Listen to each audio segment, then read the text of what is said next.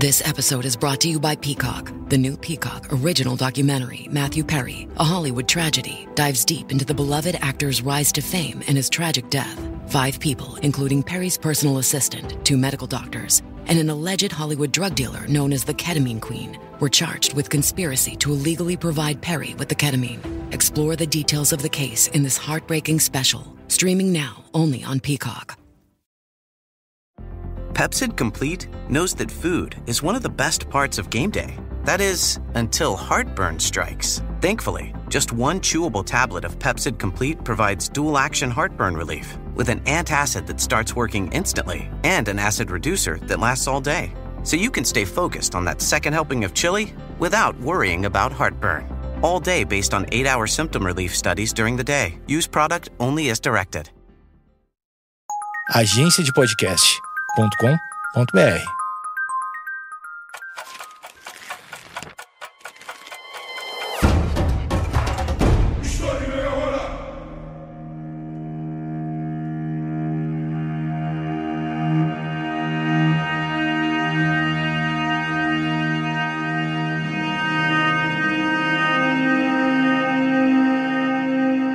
Existe vida após a morte? Do que o ser humano é formado? Essas são apenas algumas perguntas que podemos nos fazer quando estudamos com mais atenção a história e a trajetória do kardecismo, uma das expressões religiosas mais importantes do Brasil. Esse episódio está inserido em uma série onde eu abordo a história e a trajetória de algumas religiões. Eu gosto sempre de lembrar que o meu objetivo com esses episódios não é converter ninguém a nada e muito menos ridicularizar qualquer fé. Na verdade, o meu objetivo é conhecer o passado tendo como fio condutor dessa narrativa uma religião específica. Como sempre, eu quero lembrá-los que eu me baseio em fontes e autores confiáveis que você pode e deve consultar na descrição do episódio. Primeiramente, a gente tem que fazer uma distinção entre espiritismo e kardecismo. De acordo com muitos cientistas da religião, espiritismo é algo que, de certa forma, sempre existiu nos grupos humanos. Quando usamos o termo espiritismo, estamos falando de várias doutrinas religiosas ou filosóficas que creem na sobrevivência dos espíritos depois da morte dos corpos. Uma outra característica essencial do espiritismo é a existência da possibilidade de existirem formas de se comunicar com esses espíritos. Essa comunicação pode acontecer de forma casual, deliberada ou até espontânea. Só para vocês terem um exemplo de como o espiritismo é algo muito antigo, se olharmos para as expressões religiosas do Egito Antigo, da Mesopotâmia, ou até mesmo entre os povos indígenas do Brasil, vemos a necessidade e a possibilidade dos seres humanos se comunicarem com mortos. Para algumas culturas do centro do continente africano, como os bantus, por exemplo, o sinônimo de sabedoria estava justamente na comunicação com os entes que já passaram para a vida após a morte. A própria Bíblia cristã e hebraica relatam momentos em que traços do que podemos chamar de espiritismo aparecem. Um dos personagens mais importantes da história dos hebreus é Moisés, que foi responsável pelo estabelecimento das leis para o seu povo. Em uma dessas leis, ele escreveu que era proibido a prática da consulta aos mortos. E é aquela regra de ouro, né? Se tem regra, se tem placa, é porque tem história. Se os judeus precisaram colocar no seu corpo de leis religiosas que era proibido realizar sessões de comunicação com mortos, isso indica que era pelo menos uma prática relativamente comum daquele período.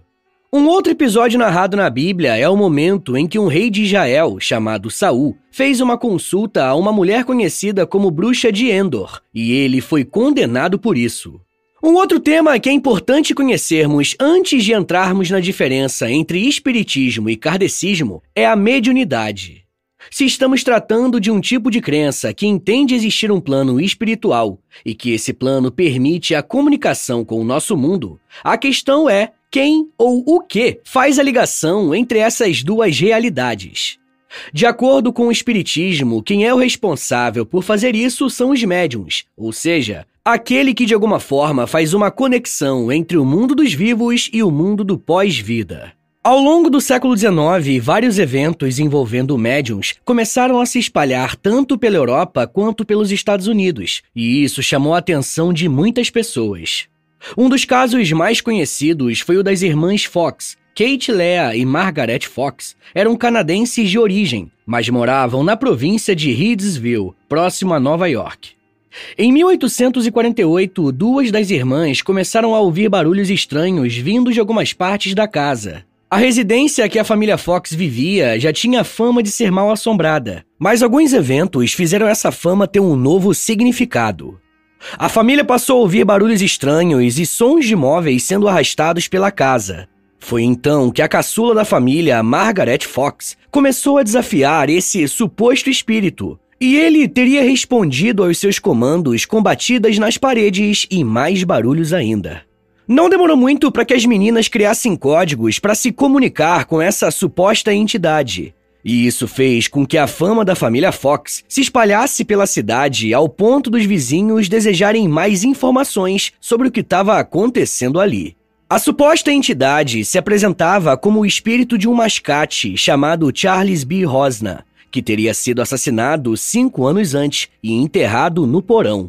E só para registro, não existe nenhum relato de nenhuma pessoa desaparecida com esse nome. Mas olha só o que a própria Margaret Fox falou sobre o acontecido, abre aspas. Os vizinhos acreditavam que alguém havia sido assassinado na casa. Eles perguntavam aos espíritos sobre isso e nós respondíamos com uma batida para responder sim, não 3, como passamos a fazer depois. Os vizinhos concluíram que o homicídio devia ter ocorrido dentro da casa. Eles procuraram toda a região pelos nomes das pessoas que já haviam morado na casa. Finalmente, eles encontraram um homem chamado Bell e afirmaram que esse pobre homem inocente teria cometido um assassinato na casa e que os ruídos vinham do espírito da pessoa assassinada. O pobre Bell passou a ser evitado e visto como um homicida por toda a comunidade. Fecha aspas. A curiosidade foi tanta que existiu uma investigação para tentar encontrar o corpo do suposto Charles Rosna, mas nada que tivesse chegado a alguma conclusão. As duas meninas, Margaret e Kate, foram afastadas de sua casa, pois se suspeitava que os fenômenos fossem ligados à sua presença. Como eu falei, nos Estados Unidos e na Europa passou a ser cada vez mais comum a manifestação desse tipo de fenômeno, ao ponto do chamado movimento espiritualista crescer. Com isso, muitos charlatões ganharam espaço e tentaram fazer dinheiro. Seja por deslize ou não, em 1851, uma mulher chamada Senhora Norman Culver, que era parente da família Fox, admitiu em uma declaração assinada que as havia ajudado durante as sessões, indicando quando as batidas nas paredes da casa deveriam ser feitas. Ela também afirmou que Kate e Margaret revelaram a ela o método de produzir os barulhos, estalando os dedos dos pés e usando os joelhos e tornozelos.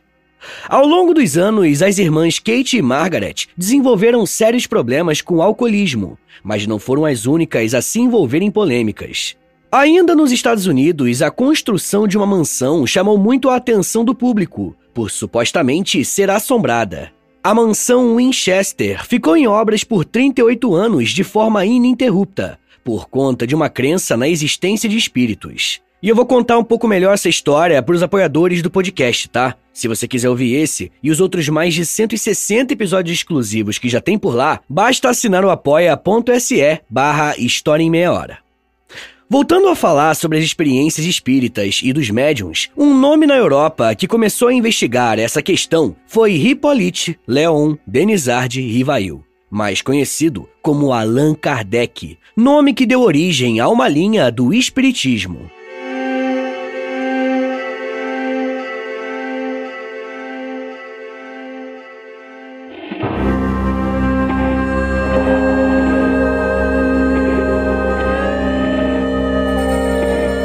Hippolyte Léon nasceu em outubro de 1804 em Lyon, na França.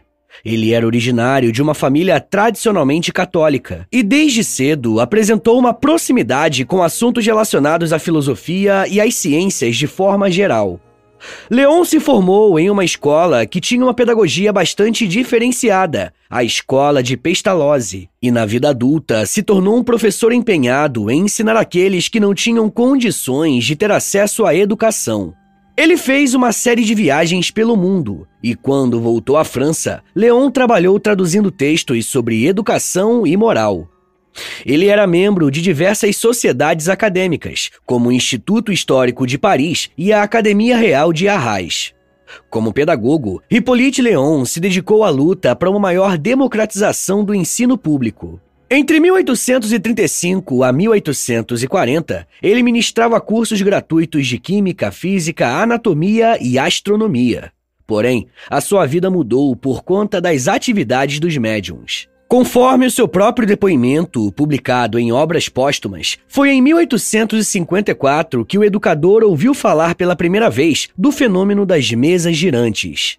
Esse fenômeno era um tipo de sessão espírita em que os participantes se sentam ao redor de uma mesa e colocam as mãos sobre ela e esperam que ela se movimente. As mesas serviam como meio de comunicação com supostos espíritos. Alfabetos também eram colocados sobre as mesas e elas inclinavam para uma carta indicando uma mensagem, soletrando palavras e frases. Foi um amigo de Léon que apresentou essa realidade a ele, mas o Léon não deu muita atenção naquele momento, entendendo que se tratava de algo chamado magnetismo animal.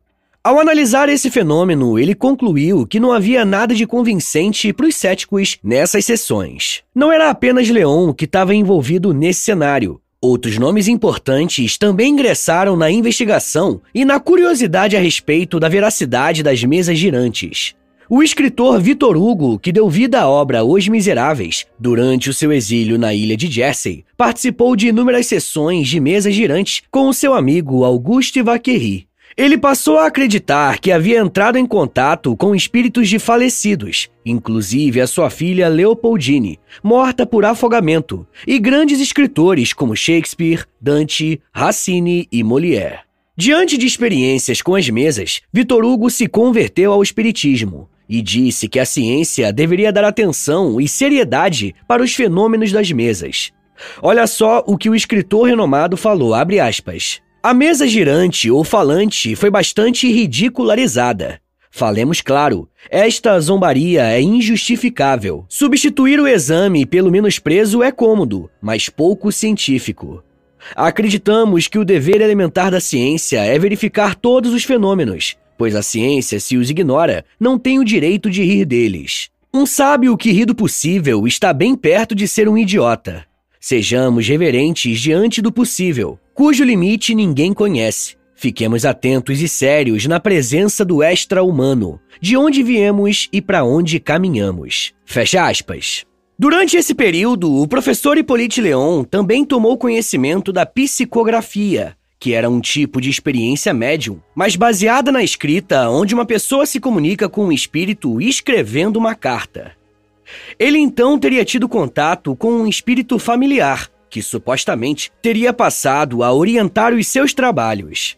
É daí que veio o nome Allan Kardec, escolhido porque essa entidade teria revelado que ambos haviam vivido juntos em uma vida passada entre o povo celta na antiguidade. Uma coisa que eu preciso que vocês entendam é que Léon, ou agora Allan Kardec, era um homem da ciência, era alguém ligado ao ensino. Quando ele teve contato com o espiritismo, através das mesas girantes e a psicografia, ele sentiu a necessidade de estruturar essas experiências religiosas em algo mais alinhado com outros conhecimentos científicos, filosóficos e morais. Dessa forma, finalmente podemos compreender a distinção entre espiritismo e o kardecismo. Como vimos, o espiritismo é algo mais antigo e que engloba diversas expressões religiosas e filosóficas que creem na existência de espíritos e que é possível se comunicar com eles. O kardecismo também crê nisso, porém, como o nome já indica, quando pensamos em kardecismo, estamos falando na visão do espiritismo a partir da estruturação lógica e filosófica de Allan Kardec. O kardecismo nasceu oficialmente no dia 18 de abril de 1857, com a publicação do Livro dos Espíritos. Nesse livro, Allan Kardec organiza as suas reflexões e experiências com os espíritos, ao mesmo tempo que tenta fazer diálogo com as outras ciências. Se liga só no que o historiador Bernardo Liugoy diz sobre essa origem do kardecismo e do seu trabalho, abre aspas. Allan Kardec, o criador do espiritismo, encarnou como poucos o ideal racionalista do século XIX, quando a ciência, a filosofia da história e o determinismo passaram a tomar o lugar do voluntarismo subjetivo na imaginação moral. Nesse primeiro sentido, Kardec foi um homem das luzes, que criou uma religião altamente relacionada com os ideais da sua época, a laicidade, o progresso e o espírito científico, tendo atraído cientistas e literatos. Nesse sentido, o espiritismo anunciava-se como uma religião natural, o que originou uma tensa e não resolvida relação entre demonstração experimental e revelação, que significa que o seu prestígio era dependente da simpatia da comunidade intelectual pelo fenômeno. Fecha aspas. O kardecismo se estruturou a partir de pretensos diálogos estabelecidos com espíritos que, se manifestando por meio de médiuns, discorreram sobre temas científicos, religiosos e filosóficas sob a ótica da moral cristã, trazendo à luz novas perspectivas sobre diversos temas de grande relevância filosófica e teológica. Pessoal, eu já quero falar mais sobre a força e o crescimento do kardecismo, inclusive como ele foi recebido aqui no Brasil. Mas me dá um minutinho aí, tá, gente, que daqui a pouco a gente volta e eu falo um pouco mais sobre filosofia, moral, caridade, espíritos, nacionalidade e herança. Segura aí, que é um minutinho só.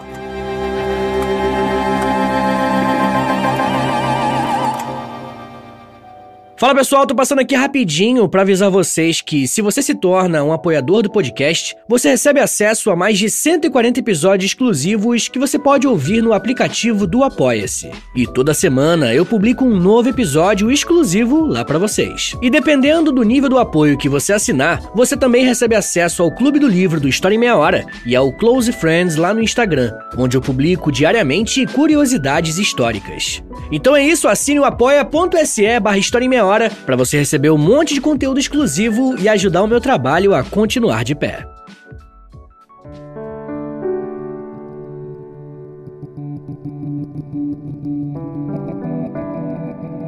Abre aspas. A doutrina espírita transforma completamente a perspectiva do futuro. A vida futura deixa de ser uma hipótese para ser realidade. O estado das almas depois da morte não é mais um sistema, porém, o resultado da observação. Ergueu-se o véu. O mundo espiritual aparece-nos na plenitude de sua realidade prática. Não foram os homens que o descobriram pelo esforço de uma concepção engenhosa. São os próprios habitantes desse mundo que nos vêm descrever a sua situação. Fecha aspas. As palavras que você acabou de ouvir foram ditas pelo próprio Allan Kardec, em sua obra O Livro dos Espíritos, que, como eu disse, deu origem ao que chamamos de kardecismo. Esse livro foi escrito em formato de perguntas e respostas, originalmente compreendendo 501 itens. Foi fruto dos estudos de Kardec sobre fenômenos como mesas girantes, psicografia e psicofonia, que é a experiência com o médium que vocaliza a intenção dos espíritos. Esse foi apenas o primeiro de uma série de 5 livros que serviram de base para o kardecismo. O nome do livro tem um motivo, uma vez que ele foi escrito baseado em supostas conversas com espíritos. As médiuns que serviram a esse trabalho foram as jovens Caroline e Julie Boudin, que na época tinham 16 e 14 anos. Em seguida, Céline Jaffé, com 18 anos, e Hermance Dufault, com 14 anos, se juntaram a elas. Após o primeiro esboço, o método das perguntas e respostas foi submetido à comparação com as comunicações obtidas por outros médiuns franceses, num total de mais de 10, nas palavras do próprio Kardec, cujos textos psicografados contribuíram para a estruturação do texto final. Após a publicação do livro, Allan Kardec lançou a Revista Espírita, no dia 1º de janeiro de 1858, e, em seguida, criou a primeira Sociedade Espírita Kardecista, a Sociedade Parisiense de Estudos Espíritas. Em 1861, Allan Kardec publicou O Livro dos Médiuns, que fala sobre o caráter experimental e investigativo do espiritismo, visto como uma ferramenta teórica para compreender uma nova ordem de fenômenos, como Kardec gostava de afirmar. Já o livro Evangelho segundo o Espiritismo, publicado em 1864, analisa os evangelhos bíblicos sob a ótica da doutrina espírita, tratando especificamente o kardecismo como uma religião que aplica os princípios da moral cristã, principalmente a questão da caridade. Inclusive, um lema que o Kardec sistematizou foi a frase "fora da caridade não há salvação". Na obra A Justiça Divina segundo o Espiritismo, que foi publicada em 1865, Kardec divide a sua análise em duas partes. Na primeira, ele faz um exame crítico, procurando apontar contradições filosóficas e incoerências com o conhecimento científico. O que ele usa para fazer esse tensionamento da sua religiosidade é causas do temor da morte, por que os espíritas não temem a morte, o céu, o inferno cristão imitado do pagão, os limbos, o purgatório, doutrinas das penas eternas, código penal da vida futura, os anjos e a origem da crença dos demônios. Ele fala de tudo isso nessa primeira parte. Já a segunda parte do livro consiste em dezenas de diálogos que teriam sido estabelecidos entre Allan Kardec e diversos espíritos, onde eles narram as impressões que trazem da vida após a morte. O último livro se chama Milagres e as Predições segundo o Espiritismo, que foi publicado em 1868. Nele, Kardec aborda diversas questões de ordem filosófica e científica, como a criação do universo, a formação dos mundos, o surgimento do espírito e a natureza dos ditos milagres, segundo o paradigma espírita de compreensão da realidade. Beleza, então quais são as doutrinas do kardecismo? Em primeiro lugar, precisamos recordar que o trabalho de Allan Kardec se propôs a estabelecer um diálogo entre ciência, filosofia e religião, visando uma forma original de espiritualidade que, para ele, era algo mais profundo e verdadeiro. Diante disso, podemos definir o kardecismo a partir dos seguintes fundamentos. Em primeiro lugar, na existência de Deus, que, de acordo com o Livro dos Espíritos, abre aspas, Deus é a inteligência suprema, causa primária de todas as coisas. Fecha aspas. Porém, aqui nós já temos uma diferença importante com uma outra religião, que é o cristianismo. Por mais que o Allan Kardec se baseie na moral cristã para fundamentar a sua prática, o kardecismo nega a trindade de Deus, ou seja, não defende a tese de que Deus, Jesus e o Espírito Santo façam parte de uma mesma entidade.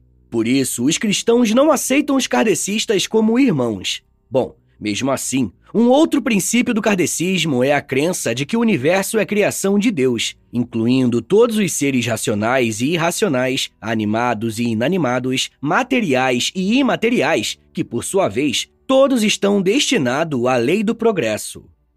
Obviamente, o kardecismo defende a existência do espírito. Porém, o grande diferencial é que para essa religião o espírito é eterno e compreende uma volta do espírito à matéria, aquilo que chamamos de reencarnação. No kardecismo, a reencarnação existe para que o espírito alcance o aperfeiçoamento material e moral. Porém, para a doutrina, a perfeição que a humanidade é suscetível a atingir é relativa, pois apenas Deus possui a perfeição absoluta, infinita em todas as coisas. O kardecismo argumenta também que todos os espíritos foram criados de maneira igualitária, simples e ignorantes desde a sua origem. O caminho a partir de então seria de aperfeiçoamento a partir das práticas das boas ações, principalmente a caridade.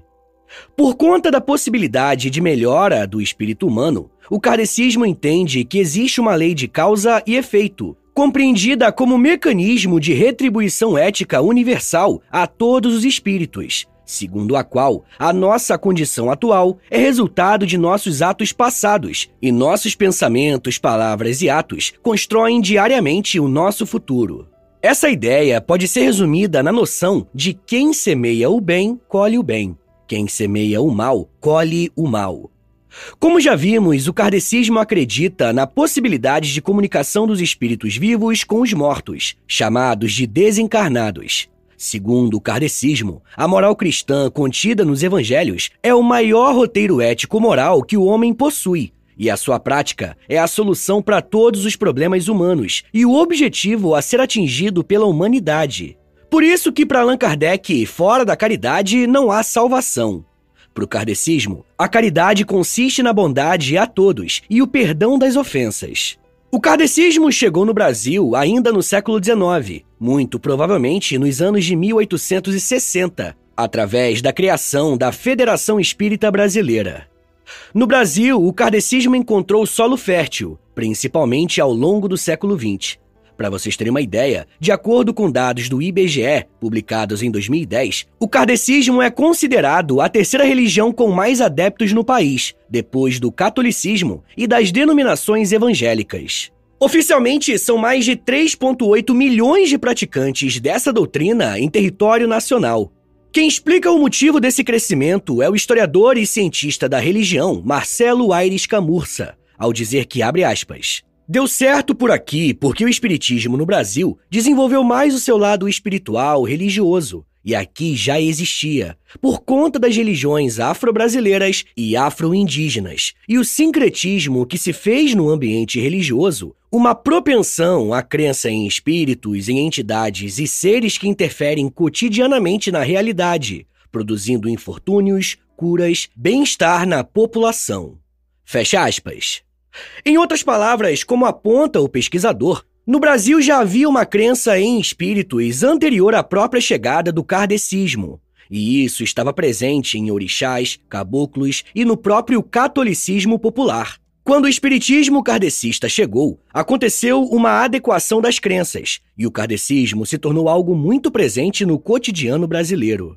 Já o professor Gerson Leite de Moraes seguiu por uma outra linha para explicar esse mesmo ponto, abre aspas. O espiritismo kardecista encontra solo fértil aqui no Brasil porque a nossa matriz cultural nunca foi eminentemente racionalista, sempre foi mais emotiva, e isso desemboca em uma visão religiosa mais mágica.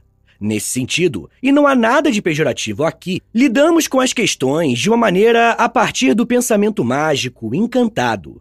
Somos adeptos de uma religiosidade do encantamento, e isso se deve à nossa própria história, baseada na construção da identidade brasileira, com índios, negros e portugueses que viveram durante muito tempo aqui e foram também alimentando esses aspectos.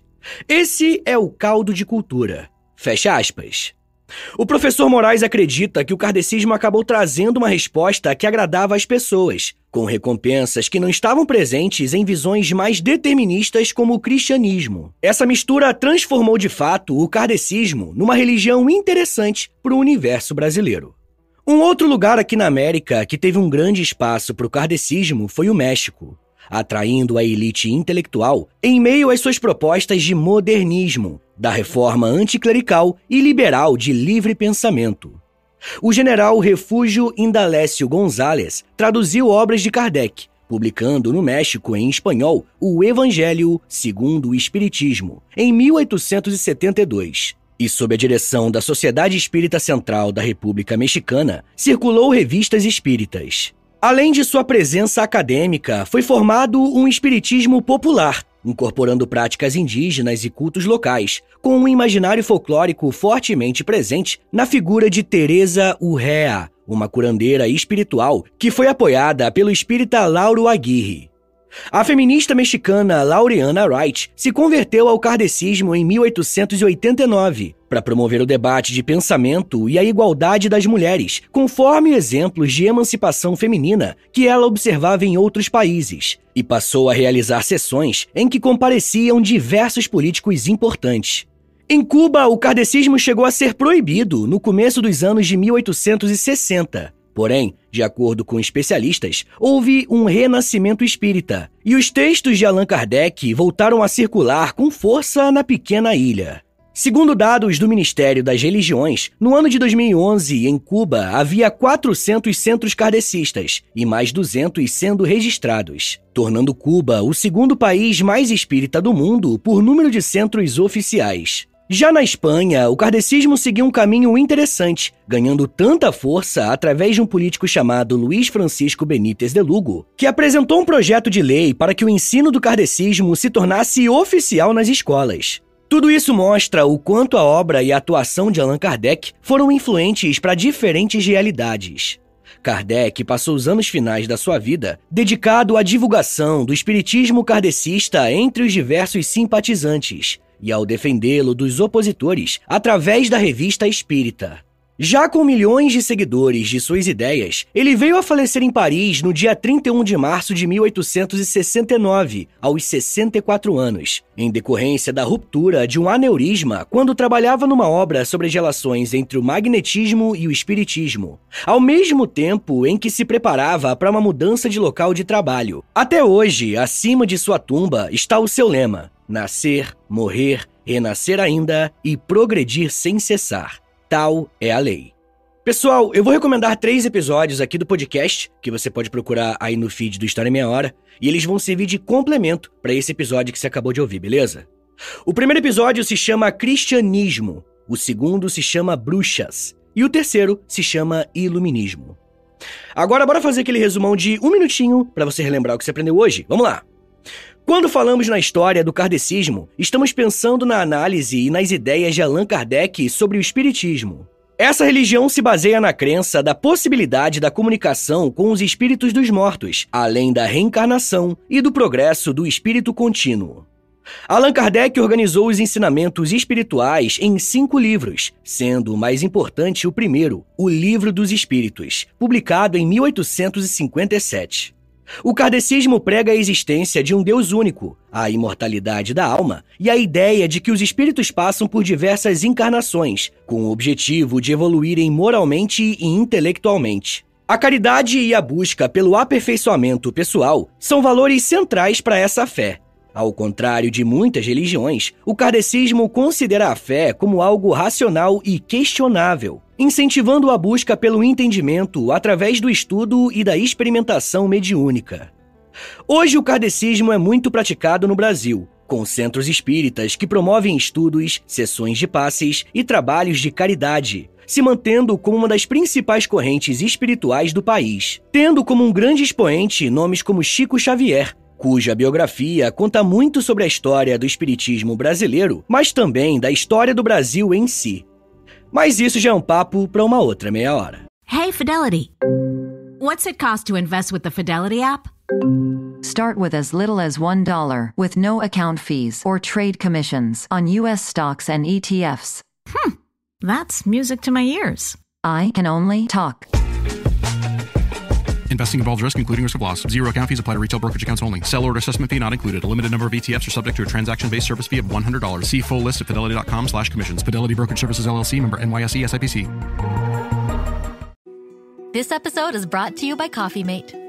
After watching this season of the HBO's original series, The White Lotus, this is the tropical getaway I needed. One more pina colada, please. Hey, you're not on mute. Oh. I thought I was in paradise. Turns out, it was my Coffee Mate. Coffee Mate Pina Colada and Thai Iced Coffee Flavored Creamers. Inspired by the newest season of HBO's original series, The White Lotus. For the love of coffee. Try now.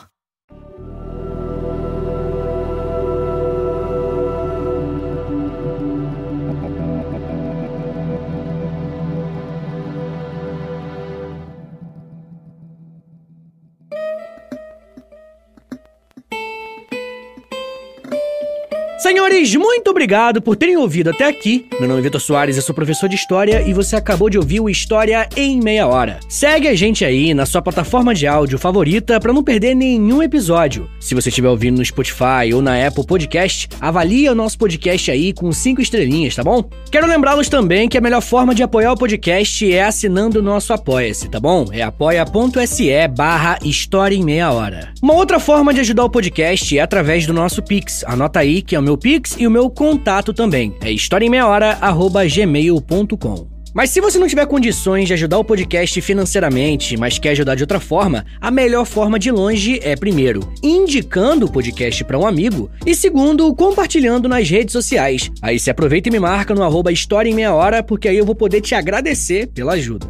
Se você tiver a fim de ouvir um podcast mais de humor, mas que também tenha temática histórica, ouça meu outro podcast, é o História pros Brother. Ouve lá depois que eu acho que você vai gostar. Eu também crio conteúdo pro TikTok, Instagram, Twitter, tudo no @Prof. Vitor Soares. É o meu perfil pessoal. Aproveita e segue ele também. Então é isso, gente. Muito obrigado, um beijo, até semana que vem e valeu!